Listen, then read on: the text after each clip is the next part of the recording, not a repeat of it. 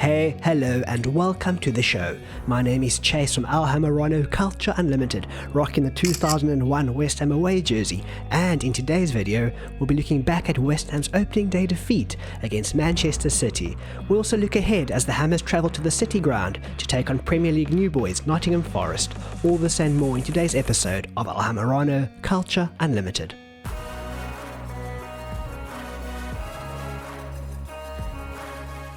West Ham 0, Manchester City 2. Guys, I'm going to be real with you. I really don't want to talk about this match. Just the thought of it takes me back to that scary, dark place. Let me set the scene. It's the first match of the season. We've all been waiting for this moment ever since May, ever since last season ended. It's been 3 months of anticipation. And, just like Hulk Hogan's entrance theme, it came crashing down and it hurts inside. Now, to be fair, West Ham started pretty strong, and by pretty strong I mean for the first 3 minutes of the match, West Ham were all over Man City and we were camping in the 18-yard box. You see, the first 3 minutes weren't the problem for West Ham, it was the rest of the first half where they struggled. And by struggled, I mean for over 45 minutes, Man City completely dominated that match. That first half was all Man City. And when West Ham actually got the ball, it was only a matter of seconds before they were dispossessed by City. You know, looking back in hindsight, it's actually a miracle. It's a masterclass, a defensive masterclass from David Moyes and his merry men that West Ham only went into half-time 1-0 down. Considering all the possession City had, the fact it was only 1-0 just proves that David Moyes is a tactical genius. Now, David Moyes must have said something at half-time because West Ham looked a much better side in the second half, and if I'm being completely honest with you, I will never lie to you. It wouldn't have taken much for West Ham to improve on their first half performance. It was that bad. So, as the second half went on, West Ham seemed to get more into the game. They seemed to get more into their comfort zone. That was until Erling Haaland caught us on the break and he made it 2-0 to the Citizens. I guess that's the price you pay when you're playing such a high line, when you're committing so many bodies forward against one of the best teams in all the land. So, where do I gain my comfort from? After watching West Ham perform so poorly, how am I still able to crack a smile and talk about this with a smile on my face? As I touched on earlier, Man City are arguably not only the best club in England, but probably all the world.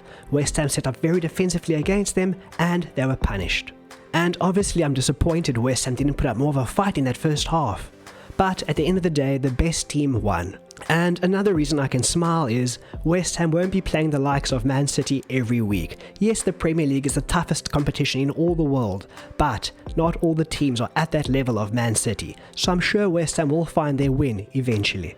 Now, from an individual standpoint, I'm not going to lie with you, it was quite concerning to see how Mikel Antonio was bullied throughout the match and how much of the match he actually spent on the ground. Just look at Mikel Antonio, the dude's muscles have muscles. Why was he falling over so easily? Why was he being left in the dust? This really does concern me. He's a centre forward, he should be able to stand his ground and be a force to be reckoned with. I was also expecting to see much more from Jarrod Bowen. The match just seemed to pass him by and he didn't make any real impact whatsoever. I know this is sounding pretty doom and gloom, but there is a positive point. West Ham new signing Scamacca, he came on and boy oh boy, he sure looks promising. I cannot wait to see more of him and hopefully he'll find his feet and start hitting the back of the net. Next up for the Hammers, it's a trip to Premier League new boys as they face Nottingham Forest.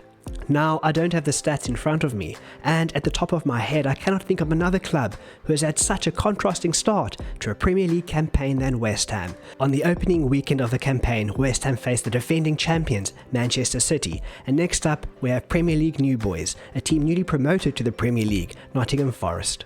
Needless to say, heading into this match it's pretty obvious all eyes will be on Jesse Lingard.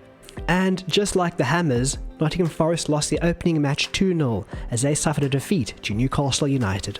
Not that I'm being biased, but I'm predicting a West Ham win. The Hammers have way more quality than Nottingham Forest, but more importantly, Forest have made more than 10 new signings this window. Think about that, 10 new players at the City Ground. And yes, it's all well and good bringing in new players, but here's the thing, are these players gelling? Are they all singing off the same hymn sheet? I think there'll still be some uncertainty in the camp, and I think West Ham will win this one 3-1. Guys and girls, thank you so much for watching. If you enjoyed this video, please hit the like button. It really does help the channel out. And if you haven't yet, why not subscribe to our Hammerano Culture Unlimited. My name is Chace, and until next time, come on, you Irons.